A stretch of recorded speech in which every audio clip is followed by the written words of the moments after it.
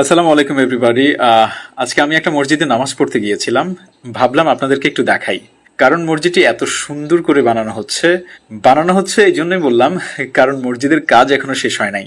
কাবা শরীফের আদলে এই মসজিদটির অবকাঠামো নির্মাণ করা হচ্ছে। এই মসজিদে আপনি বসে নামাজ পড়তে পারবেন।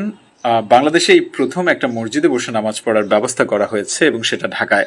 যারা দাঁড়িয়ে নামাজ পড়তে অক্ষম তাদের জন্য বসার এই সুব্যবস্থা করা হয়েছে। সেই সাথে আপনি চাইলে বসে কোরআন শরীফে পড়তে পারবেন।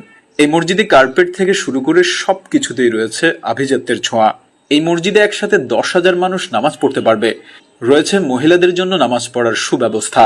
ঢাকার মাদানী এভিনিউয়ে ইউনাইটেড ইন্টারন্যাশনাল ইউনিভার্সিটি এর মুখে এই মসজিদটির অবস্থান। এই মসজিদটির নাম দেয়া হয়েছে মসজিদ আল মুস্তফা। এই মসজিদটি এমনভাবে তৈরি করা হয়েছে যেন দিনের আলো খুব সহজে মসজিদে প্রবেশ করতে পারে, যার কারণে মসজিদের বিদ্যুৎ বিলও কম আসে। মসজিদটি 5 তলা বিশিষ্ট একটি মসজিদ। উপরের দিকে তাকালেই দেখা যায় অনেকগুলো লাইট একসাথে ঝুলে আছে। মসজিদের মূল অংশের বাইরের অংশে বিশাল আকৃতির একটি ঝাড় লাইট লাগানো হয়েছে, যা অত্যন্ত সুন্দর। মসজিদটিতে একসাথে সিঁড়ি, লিফট এবং এসকেলেটরের ব্যবস্থা রাখা হয়েছে। মসজিদের বাইরের অংশে সৌন্দর্য বৃদ্ধির জন্য চারপাশে অনেকগুলো কারুকাজ করা হচ্ছে। মসজিদের ঠিক অপোজিটেই ইউনাইটেড ইন্টারন্যাশনাল ইউনিভার্সিটি দেখা যায়। পাশেই সুবিশাল মাঠ এবং চড়া রাস্তা। আমার দেখা বাংলাদেশের মধ্যে এখনো পর্যন্ত সবচেয়ে সুন্দর এবং বড় মসজিদ হচ্ছে এটা। মসজিদের উপর একটি বড় গম্বুজ এবং মসজিদের পাশেই একটি সুবিশাল মিনারের কাজ করা হচ্ছে।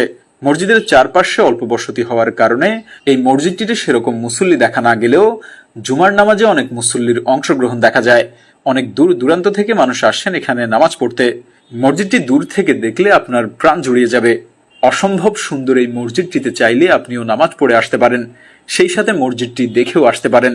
ভিডিওর এই অংশে আরো কিছু দৃশ্য জুড়ে দিলাম, আপনারা শেষ পর্যন্ত উপভোগ করুন।